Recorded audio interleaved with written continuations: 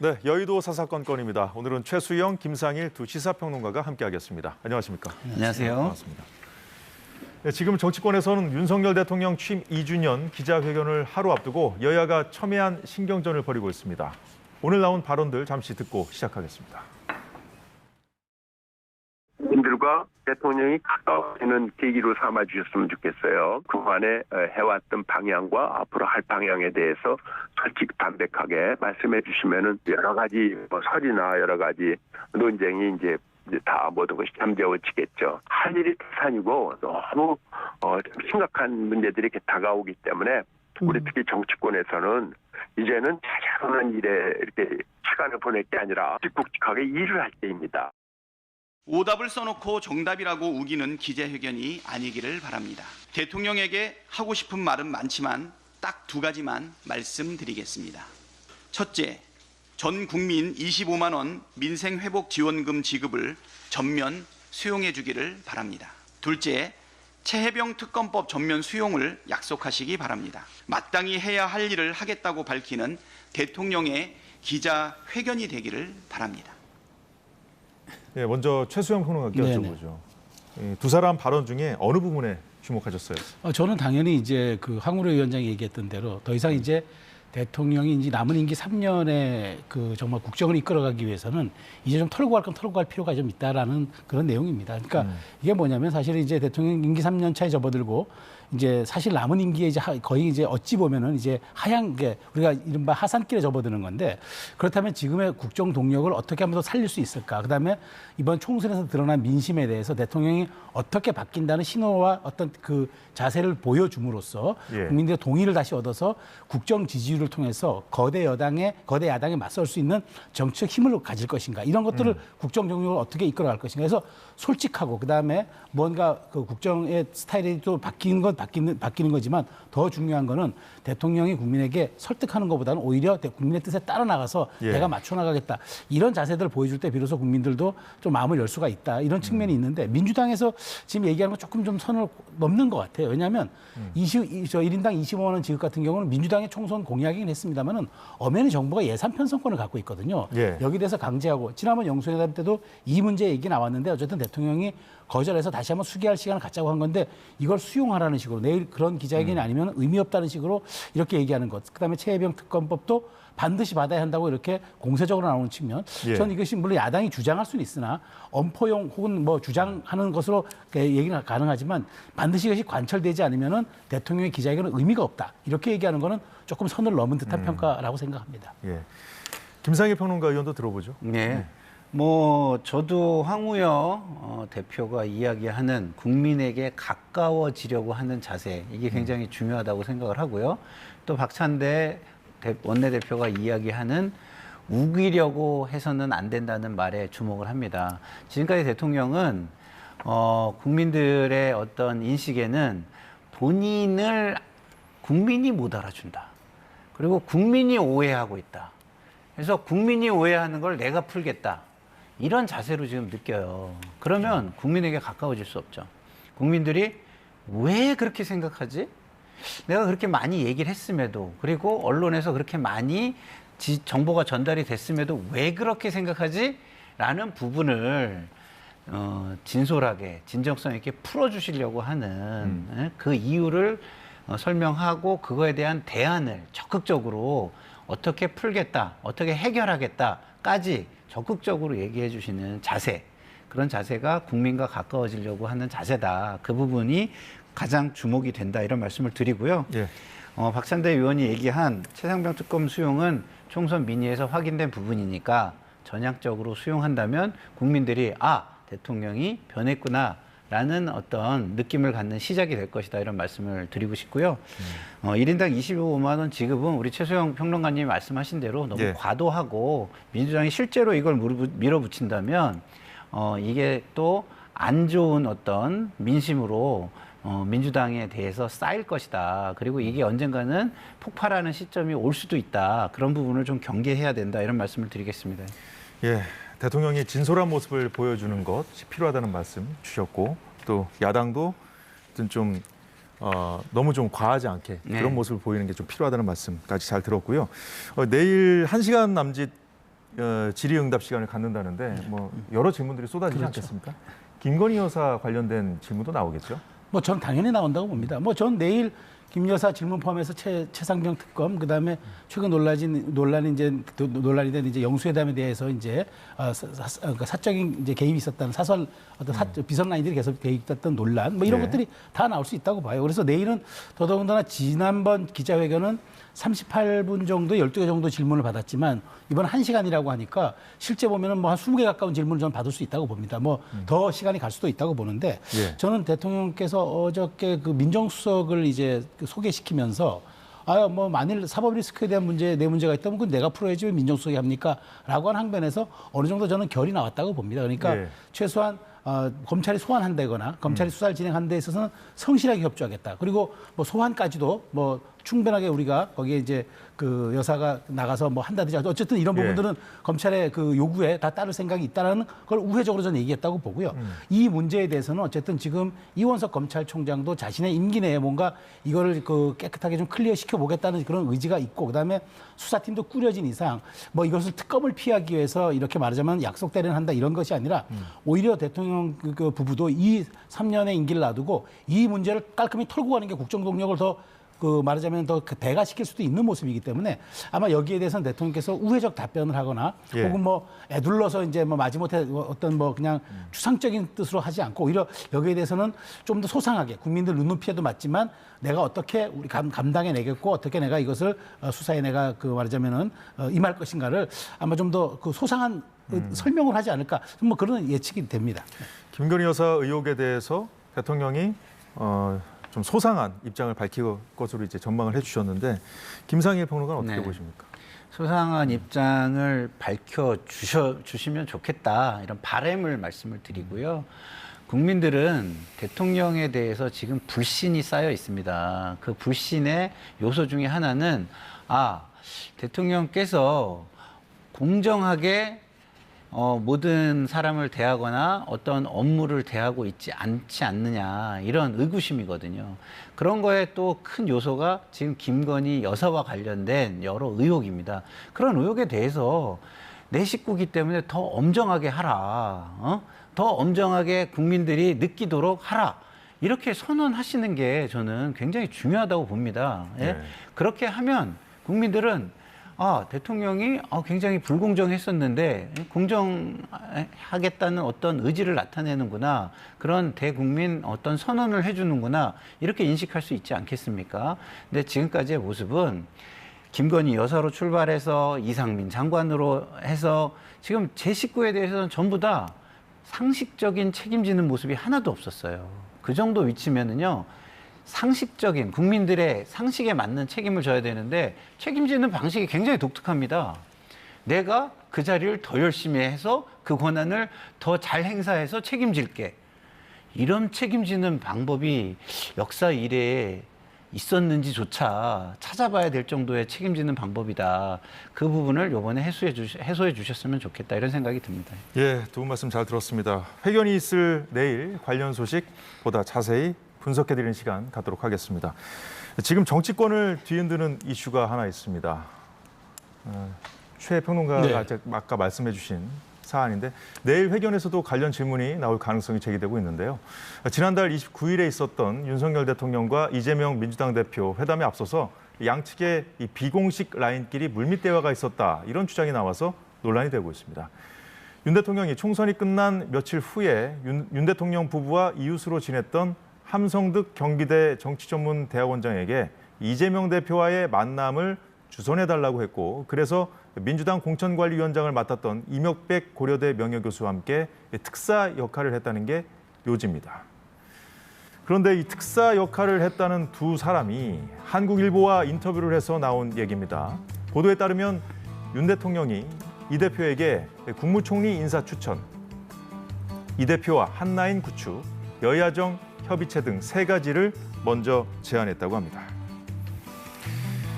김상일 평론가께 네. 먼저 여쭤보죠. 특정인들이 우리가 대통령, 네. 야당 대표의 비선 역할을 했다 이렇게 자처하면서 나온 상황이에요. 네. 이제까지 보지 못했던 그런 그렇습니다. 장면인데 이런 얘기가 어떤 얘기가 이제 소상히 오갔는지까지 네. 상세히 언론에 말한 네. 그런 상황이거든요. 네. 어떻게 봐야 되겠습니까? 그러니까 이 두 분이 원로학자 내지는 좀 꽤 어쨌든 위치가 있는 학자들인데 왜 이랬을까? 이게 자칫하면은 오해를 살 수 있는 게요. 그러니까 자기들 좀 이렇게 잘난 척을 하기 위해서 이런 건가? 이런 오해를 사기 딱 좋다고 보는 게요. 비공식 채널 가동할 수 있죠. 왜냐하면 불편한 관계에서 그 관계의 불편한 점을 조금 더 털고 아이스 브레이킹을 하기 위해서도 비공식 채널을 운영할 수 있지 않습니까?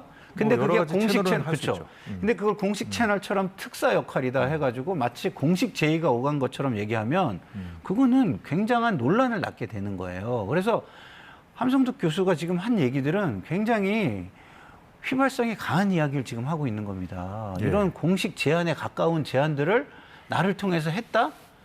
그런 얘기는 했어도 하면은 안 되죠. 그러면은 그 순간 본인이 어떻게 보면 이 앞으로의 정치까지 안 좋게 상황을 안 좋게 만드는 역할을 해버리는 거 아니겠습니까? 좋은 역할을 하겠다, 협치를 이끌어내겠다고 하면서 이런 얘기를 함으로써 협치를 오히려 깨는 역할을 한다면 본인이 처음에 나섰던 진위는 사라지는 거고 결국은 예. 본인이 나 잘났다라는 걸 보여주고 싶은 욕심만 남는 것이죠. 그래서 비공식 채널은요 있을 수 있습니다.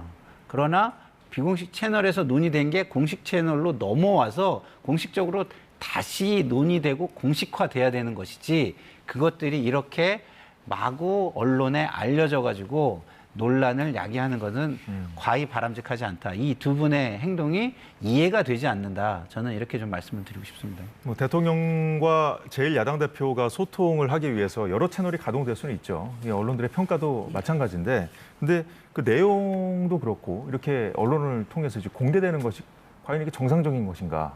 이런 지적이 나오고 있거든요. 그러니까 이런 게 저도 굉장히 이례적인 게요. 이런 거는 이제 대통령 퇴임 후에 회고록의 참고 자료용으로 나오는 겁니다. 근데 이게 임기 중에 바로 그러니까 영수회담에 말하면 합의서는 없었지만 그 잉크가 마르기도 전에 이렇게 내가 했습니다라고 나왔는데 저도 굉장히 부적절함을 지적하지 않을 수 없는 게 이유를 그 함성득 교수가 슬쩍 한번 흘린 걸 이렇게 보니까 심평 변호사가 마치 자기가 역할을 했다는 것으로 알려져서 이걸 좀 바로잡을 필요가 있었다는 취지의 얘기를 했는데 그게 정말 이유였다면 이건 정말 부적절한 행위죠. 왜냐하면 우리 한 역사 그다음에 어느 정권이든 전부 이렇게 어떤 그 비공식 소통 창구는 다 있어 왔습니다. 그런데 이번에 어찌됐건 영수회담이 성사됨으로써 그래도 이태원 참사 특별법 같은 거는 국회가 합의 처리하지 않았습니까? 그런 성과도 나름대로 있었는데 이런 것에 대해서 두 지도자의 어떤 그 말하자면 결단 혹은 그들의 어떤 앞으로의 그 여지 그다음에 계속적인 만남을 열어놓으려면은 이렇게 뒤에서 일부라도 관여했던 분들은 뒤에 빠져줘야죠. 그러니까 이른바 비공식 라인이 공식 라인에 어떤 보완제가 돼야지 우리가 그걸 대체해버리겠다고 나서는 순간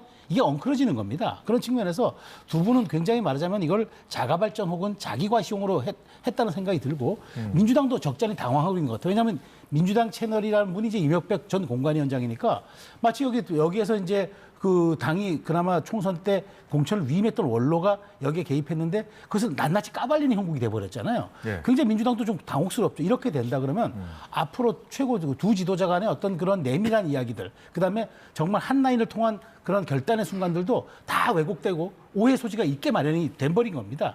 그런 측면에서 저는 이분들의 기여가 그냥 우리 사회의 어떤 경색된 전국 혈로를 뚫었던 그나마 이제 민간 채널의 약간의 그런 기여도 이런 걸로 평가받아야지 마치 이 영수회담 성사의 주역처럼 이렇게 무대 뒤에 있다가 앞으로 나서서 하는 모습은 정말 부적절하고 더더군다나 함성득 교수가 자신의 이런 그 행위에 대해서 기자들의 질의가 오니까 내 말을 보지 말고 대통령의 진정성을 알아봐 달라고 얘기했는데 그래서 그 진정성을 알아보려면 더더군다나 이런 얘기를 했으면 안 되죠. 이건 자기 부정에 가까운 행위라 저는 더 이상의 이제 이런 부분들의 논란이 좀 자제됐으면 좋겠습니다. 예. 자, 어디까지나 두 교수의 주장이라는 점 다시 한번 말씀드리고요. 이 보도된 내용 중에 논란이 된 대목은 윤 대통령이 함성득 교수를 통해서 이 차기 대선에서 이 대표의 경쟁자가 될 만한 인사를 대통령실 인선에서 배제하겠다는 뜻도 전했다는 부분인데 해당 기사에서 이 부분은 차기 대선에서 이 대표에게 불편한 인사를 대통령실 비서실장 인선에서 배제하겠다로 수정이 돼 있는 상황입니다. 자, 여기에 이 대표가 경쟁은 많을수록 좋다고 했다는데요.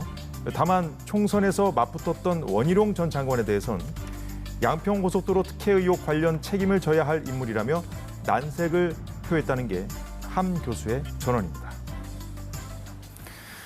이런 내용이 보도되자 국민의힘 당원 게시판엔 이 대통령을 비난하는 글이 수백 건 올라왔다고 하는데요. 최평론가께 먼저 여쭤보죠. 예. 이 상황 어떻게 보세요? 그러니까 당연히 저는 만일 함성득 교수의 이 주장은 굉장히 민감한 내용이에요. 그러다 보니까 말하자면 이 홈페이지, 언론사 홈페이지에도 경쟁자가 될 만한 인사를 불편한 인사를 바로 순화시켜서 표현했잖아요. 순화시켜서 표현했다는 얘기 뭐냐면은 정확한 워딩이 누구도 존재하지 않다는 얘기입니다. 예. 정확한 워딩이 존재한다면 이렇게 맥락상 느낌의 뉘앙스를 바꾸겠습니까?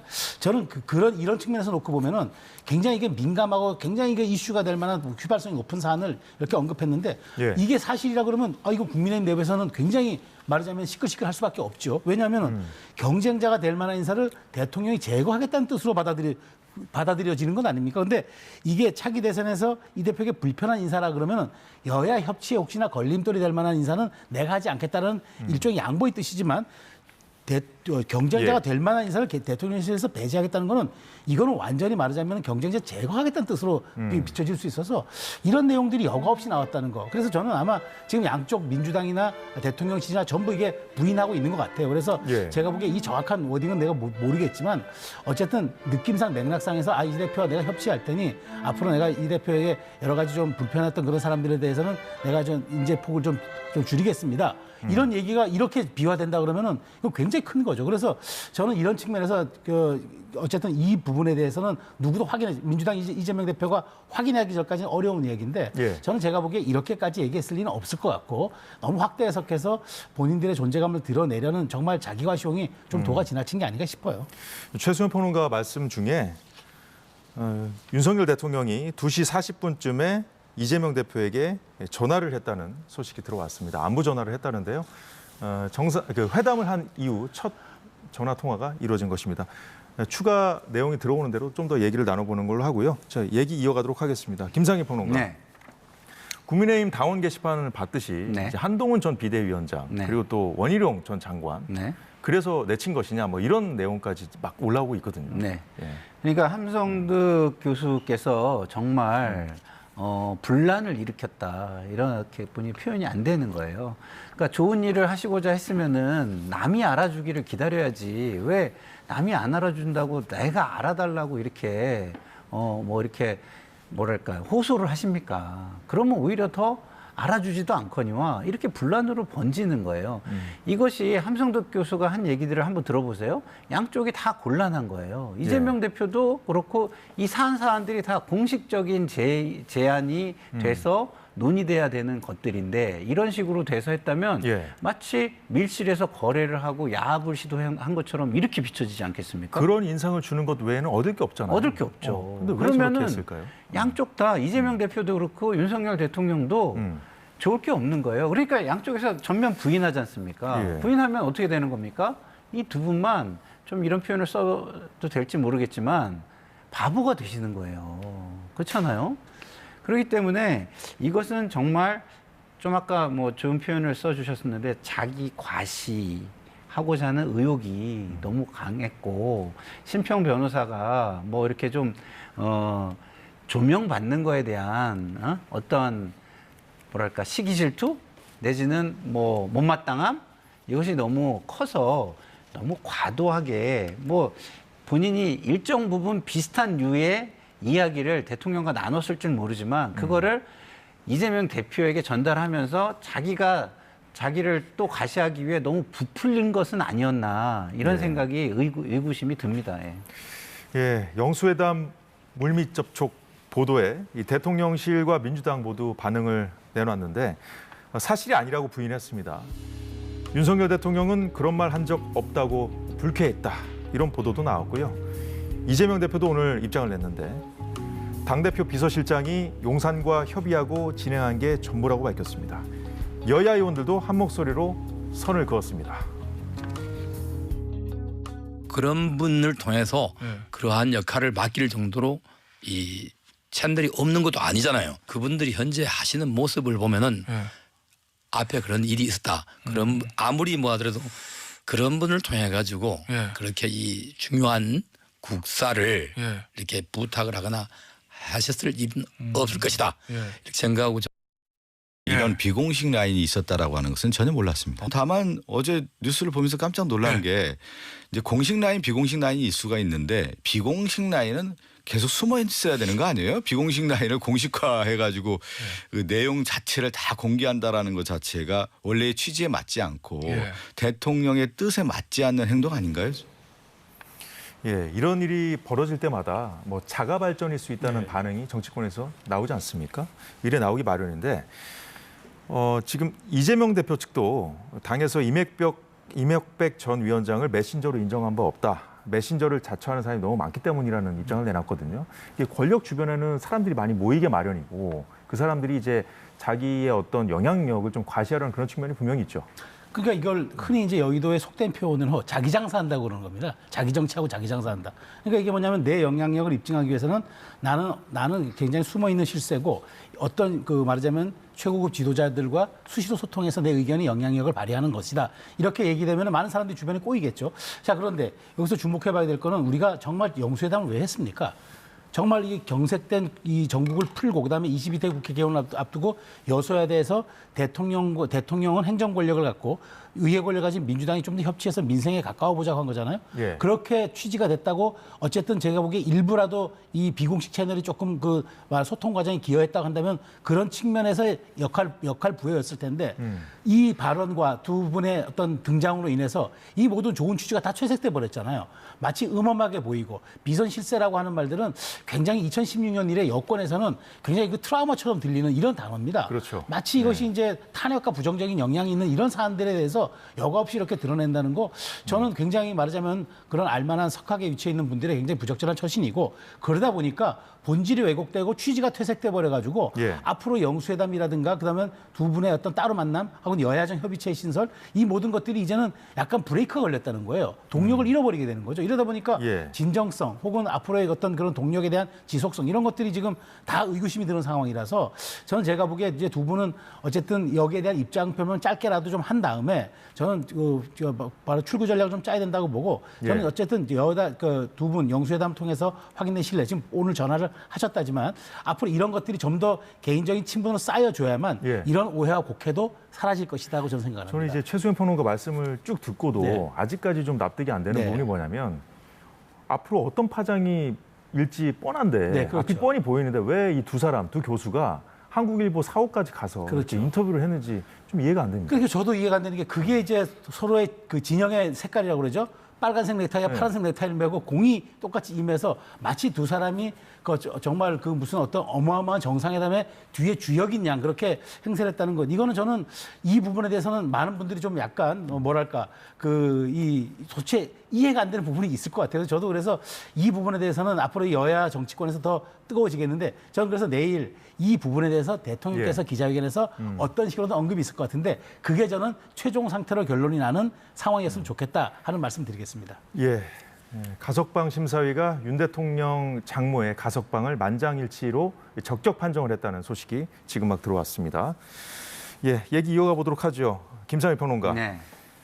사실 이 대통령실과 민주당 측 둘 다 이제 좀 당혹스러웠을 거다 아까 말씀 주셨는데 서로를 향해서 누군가 왜냐하면 상식적으로 납득이 안 되기 때문에 작업을 한 거 아니냐 이런 의혹도 좀 제기했다고 합니다. 근데 이제 아까 말씀드렸다시피 윤 대통령이 또 이재명 대표에게 안부 전화까지 했다는 거예요. 향후 회담, 그 2차 회담 추진 과정에 뭐 영향은 없을까요? 그러니까 영향이 있을 것 같으니까 전화를 하셨겠죠. 그래서 저는 보세요? 뭐 전화하신 건 잘했다라고 말씀을 좀 드리고 싶습니다. 이런 어떤 온갖 영수회담과 관련해서 온갖 논란이 있으면 앞으로 동력을 상실할 가능성이 발생하지 않겠습니까? 그런 것들을 일소하기 위해서 이런 건 아무 영향이 없다. 내가 직접 이렇게 전화도 하고 뭐 향후에 또 영수회담을 또 한다면 할 거다라는 어떤 의지도 이 전화로서 표명이 된 것이다. 이미지는 형성이 됐다. 이런 생각이 좀 들고요. 이 두 교수님으로 돌아가면은 이런 겁니다. 아니 왜 두 분이 같이 그것도 한 사람이 한 것도 아니잖아요. 한 사람이 했으면 작업이라는 얘기도 할 수 있을 거예요. 왜냐하면 함성득 교수가 얘기하는 걸 들어보면 대통령의 진정성을 알아달라. 대통령이 이렇게까지 진정성이 있는데 영수회담이 잘못된 거는 이재명 대표가 좀 속이 좁아서 아니냐. 이렇게 들리는 작업일 수도 있어요. 혼자 했다면. 그리고 이명박 교수가 혼자 했다면 아 이렇게 이재명 대표는 당당하게 이런 그 유혹에도 굴하지 않고 당당하게 다 거절하고 예. 그 공식에 나가가지고 떳떳하게 국민을 위해서 얘기를 했어. 뭐 이렇게 얘기를 해야 맞잖아요. 근데 그런 작업이 아니라 두 분이 같이 가서 했다는 거예요. 그건 뭐냐? 두 분이 한 일을 평가받기 위한 것뿐이 안 되는 거예요. 이 영수회담에 위한 거라든가 영수회담의 미래를 위한 거라든가 이런 게 아니라 우리가 이렇게 잘했는데 평가는 받아야지 라고 생각을 한 거 아닌가. 자기 욕심에 어두웠던 거 아닌가. 그러면 본인들이 얘기했던 대의들은 전부 다 사라진 거 아닌가. 이런 생각이 들어서 이 두 분은 제가 볼 때는 우리가 한 얘기는 다 비공식적인 이야기였고 그런 거에서 나의 어떤 의욕도 거기에 가미가 돼서 오해의 소지가 있을 수 있으니 그런 부분을 사과하겠다라고 말씀하시고 한동안 자중하시는 것이 어떠실까 말씀드리고 싶습니다. 예, 내일 대통령 회견에서 관련 입장 표명이 있을지 좀 지켜보도록 하죠. 네, 이런 상황에서 이재명 대표 2017년 국정농단 특별검사팀에 파견됐던 검사가 이재용 삼성그룹 회장 재판 과정에서 최순실 씨 조카 장시호 씨에 대해 위증 교사를 한 게 아니냐며 검찰을 향해서 날을 세웠습니다. 이 나라가 검사의 나라도 아닌데 검사들의 독선 정도가 아니라 검사들의 행패가 아주 만연하고 있는 것 같습니다. 검사인지 깡패인지 알 수가 없습니다. 조사받는 피의자를 시켜가지고 질문지와 답변 내용을 주고 외우게 했다는데 이거 감찰할 일이 아니라 당연히 탄핵해야 되고 그 넘어서서 형사처벌해야 될 중범죄입니다. 중범죄.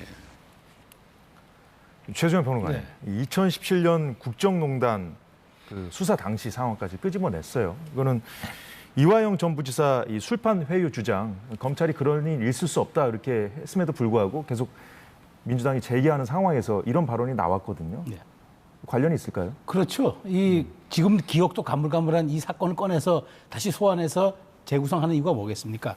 당시에 특검에 파견됐던 검사, 실제 그런 일이 있었는지 모르겠습니다만은 그럴 때 검사가 위증을 교사를 했다. 이러니까 지금 이화영 지금 부지사, 전 지금 재판받고 있는 이화영 부지사에게도 똑같이 했을 것이다. 그래서 술판 의혹, 그 다음에 전관이 그 회유했다는 의혹, 그 다음에 더 나아가서 지금 CCTV 몰카 의혹까지 있잖아요. 이 모든 게 다 안 되니까 지금 사실 술판 의혹에서 그 CCTV 몰카 의혹까지 나왔다가 이원석 총장이 정말 공당이 이런 식의 주장에 휘둘리면 안 됩니다라는 따끔한 한마디에 바로 꼬리를 내렸잖아요. 그래서 지금 이재명 대표부터 요즘 법원에 출두할 때 아무 얘기도 하지 않아요. 민주당에서 그 숫자로 수원지검 찾아가서 겁박하지 실제로 말로 꺼내놓는 얘기들은 이원석 총장의 주장을 반박할 수 있는 게 하나도 없습니다. 그런 상황에서 정 안 되니까 2017년에 특검에 파견됐던 검사가 위증교사를 했으니 당연히 지금 이화영 우리 저 피고인에게도 위증교사 했을 것이다라는 지금 논법으로 지금 주장을 하고 있는 거죠. 그러니까 당연히 여기에 대해서도 가능하니까 우리 특검을 해보자. 근데 이것도 또한 특검에서 그렇게 했다고 얘기하는 겁니다. 특검이 결국 모든 것에 대한 만능이 아니라는 것을 이재명 대표 스스로도 입증을 하는 거예요. 그런 측면을 놓고 본다면은 저는 이재명 대표가 정말 그 지금 이화영 전 부지사의 6월 재판에 정말 모든 것을 걸고 있는 게 아니냐. 그러니까 4월 재판에서 이런 얘기가 나왔다죠. 이재명의 무죄가 곧 이화영의 무죄다라는 변호인의 얘기가 있었다고 그래요. 그 얘기가 결국 지금 이 모든 것들을 이끌어 나가는 그런 어떤 배우의 사연이 아닌가 싶어서 저는 이재명 대표가 7년 전에 있었던 이 일까지 소환해서 하는 게 과연 저는 이재명 대표의 사법 리스크의 해소에 도움이 될는지 아니면 더더구나 이거는 국민들의 어떤 그런 말을 반감을 조장해서 오히려 그 이재명 대표의 무리한 주장이라고 입증을 할지 저는 이거는 조금 이재명 대표가 속도 조절해야 한다고 생각합니다.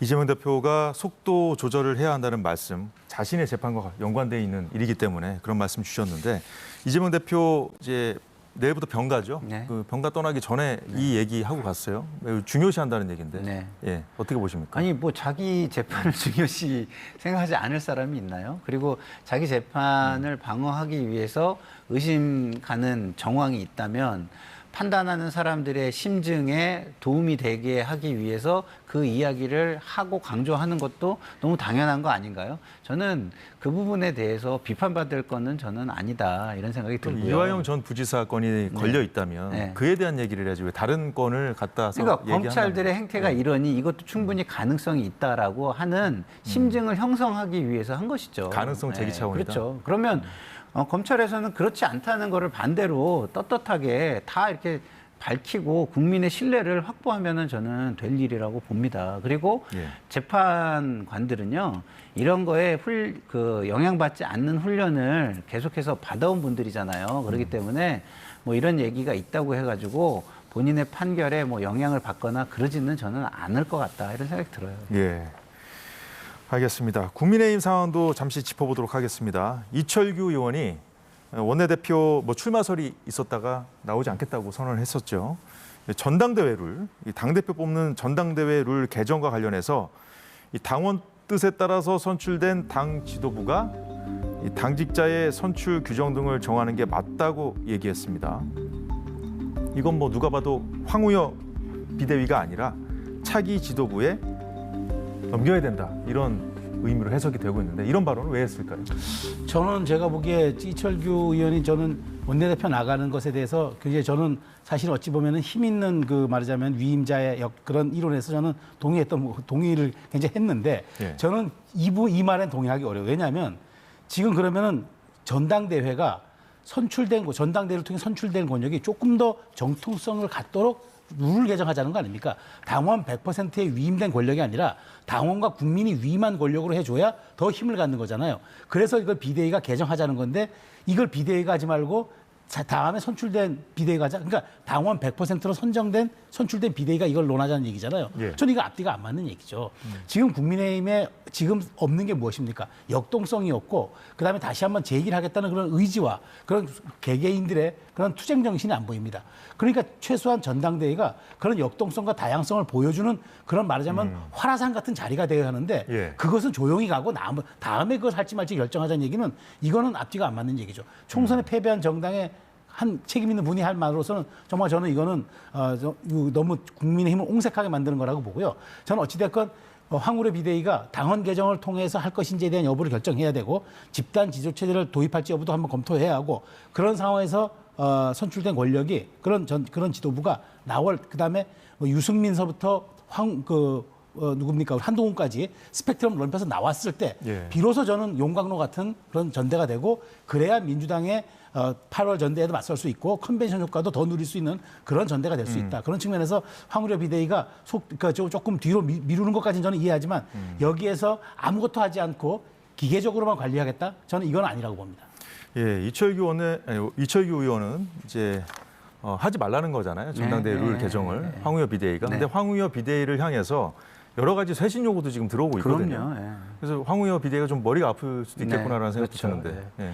이철규 의원의 이런 말을 듣고 저는요 이철규 의원을 잘 모르지만 굉장히 실망스럽고 한심하다는 생각이 들었어요. 어떤 점에서요? 왜냐하면 이분은 원칙이 없는 분이구나. 그리고 일관성이 없는 분이구나. 이런 생각이 들고 내로남불의 결정판이 돼가는구나. 이런 생각이 든 게 자, 지난 당대표 어떻게 뽑았습니까? 당원 100% 누가 바꿨죠? 비대위가 바꿨잖아요. 예. 그러면은 이 전 지도부는 정통성이 없는 지도부인가요? 그리고 그 당원 100%로 바꿔서 본인들의 입맛에 맞는 지도부를 세울 때 정통성 있는 당대표를 쫓아냈어요. 예? 말도 안 되는 방식으로 역사의 심판을 나중에 역사가들의 심판을 받을 만한 그런 방식으로 쫓아냈습니다. 그럼 그렇게 할 때는 무슨 원칙이었죠? 지금 말하는 거와 무슨 일관성이 있는 거죠? 그럼 이거는 내로남불 아닙니까? 그런 측면에서 볼 때 저는 오히려 이런 얘기를 하려면 과거에 우리가 정말 잘못했기 때문에 이런 결과가 온 것 같다. 그리고 진짜 뉘우친다. 난 진짜 석고대죄한다. 이렇게라도 좀 앞에 자락이라도 깔고 했으면 저는 그래도 좀 들어줄 만하다라고 생각할 텐데 듣기조차 민망한 이야기였다는 생각이 듭니다. 예, 오늘 말씀 여기까지 듣겠습니다. 지금까지 김상일, 최수영 평론가였습니다. 수고 많으셨습니다.